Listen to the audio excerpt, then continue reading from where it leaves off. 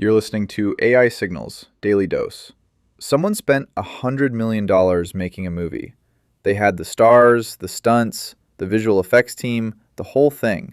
And then this week, a content creator typed a 2-line prompt into an AI app and claimed to have recreated that film's most expensive shot for 9 cents.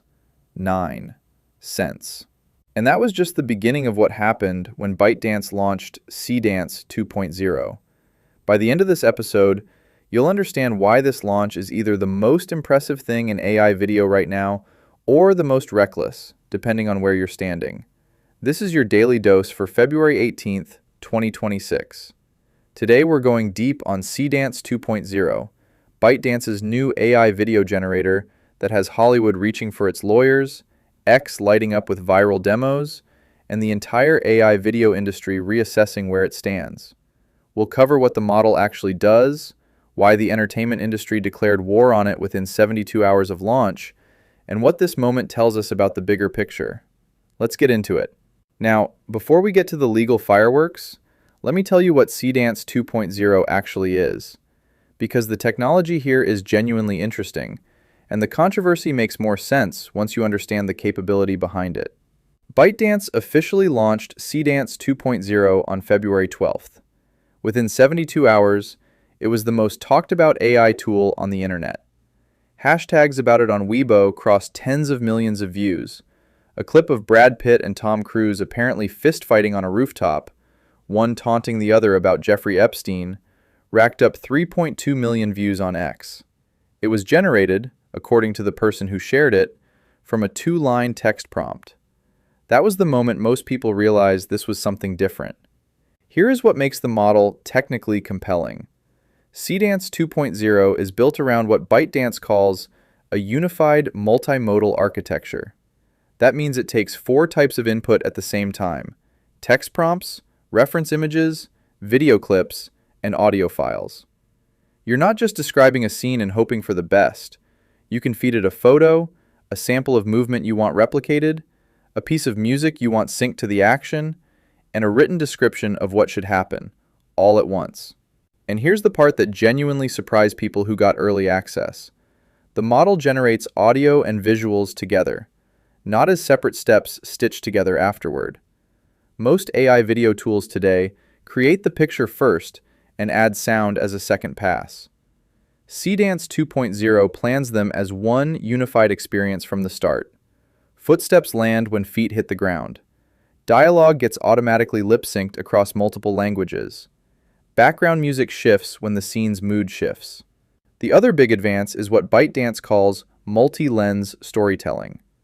Earlier AI video models typically produced short clips with one continuous shot, maybe 5 to 8 seconds before things started going visually wrong.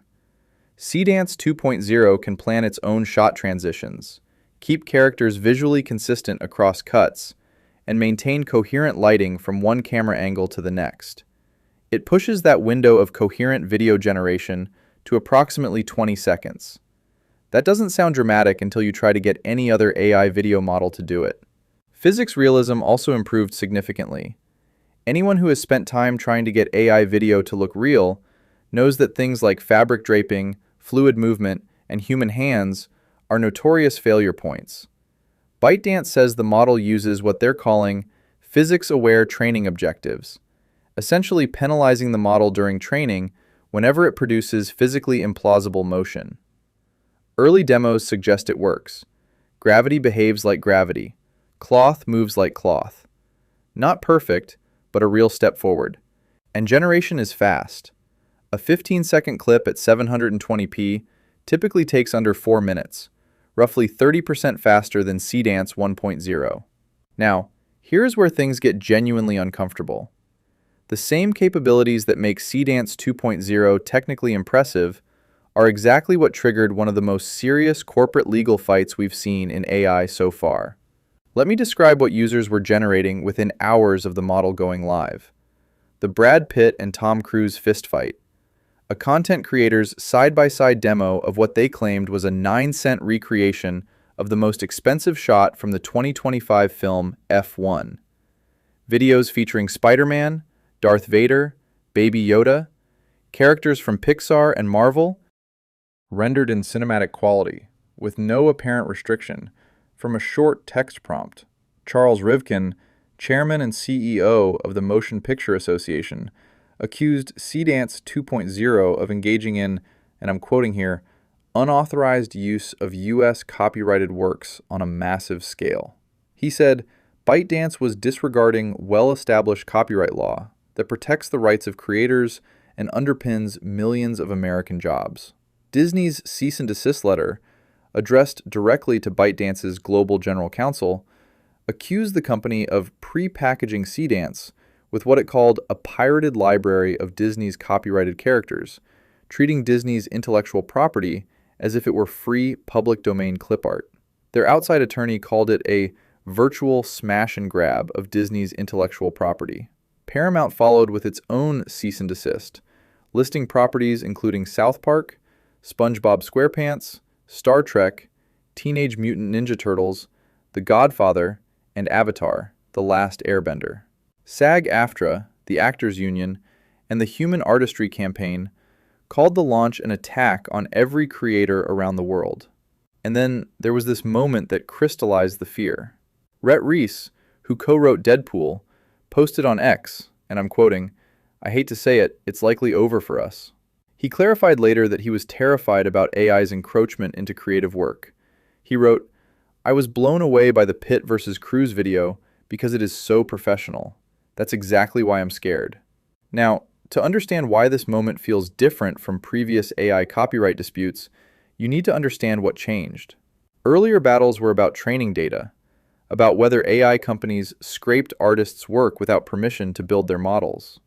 That legal fight is still playing out in courts, but this controversy is different.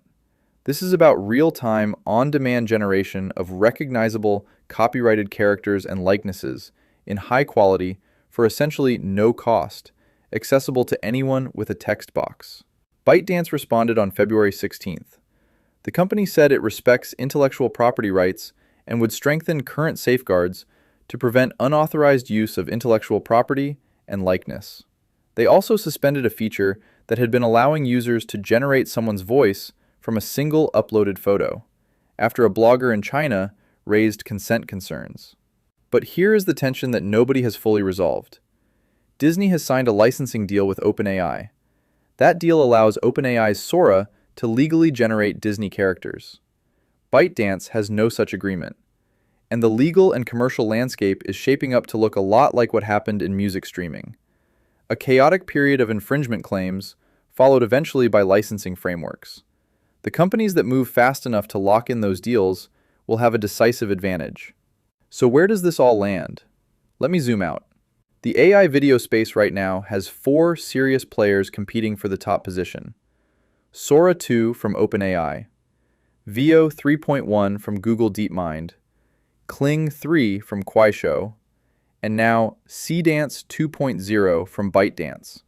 Head-to-head, each model has a distinct lead. Sora 2 produces the most convincing physics simulation. Veo 3.1 delivers the most cinematic output and is the only model currently offering true 4K generation. Seedance 2.0 wins on creative control, particularly for creators who have specific reference materials they want to work from. No other model comes close to its multimodal input system. What's striking about this competitive moment is how quickly it echoes the DeepSeek story from early 2025.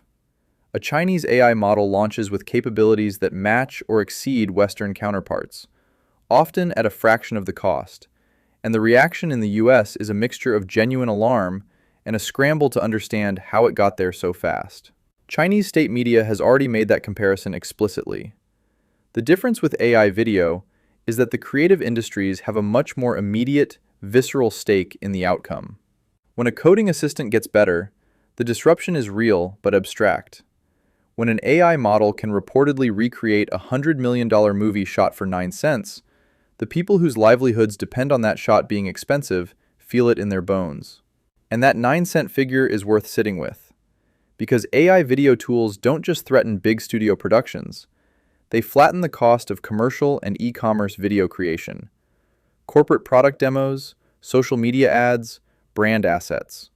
The revenue streams that have kept mid-level production houses and freelance video creators viable are the work. First things to compress when a good enough alternative costs essentially nothing. The other thing to watch is what happens when Seedance 2.0 integrates into CapCut. ByteDance's video editing app, which is deeply embedded in TikTok content creation workflows, is used by hundreds of millions of people worldwide. When Seedance 2.0 becomes a feature inside CapCut, not a specialized AI research tool, but a button inside an app that hundreds of millions of people already use every day, that is the real disruption, not the viral demos, the distribution. So here's the big picture. Seedance 2.0 is a technically impressive model that does real things other AI video tools cannot match yet. It is also, right now, a model with significant unresolved copyright issues that will determine whether it ever reaches its full potential in Western markets. The outcome of those legal fights will matter enormously, not just for ByteDance, but for every AI company building in this space. The creative economy is entering its own AI reckoning. This week gave us the clearest look yet at what that actually means. And the story developing from here is simple to follow. Watch how fast ByteDance either settles those cease and desist letters or fights them. That is the real signal. If this episode was useful, share it with someone trying to make sense of where AI is going. I'll be back tomorrow with more. Until then, stay curious.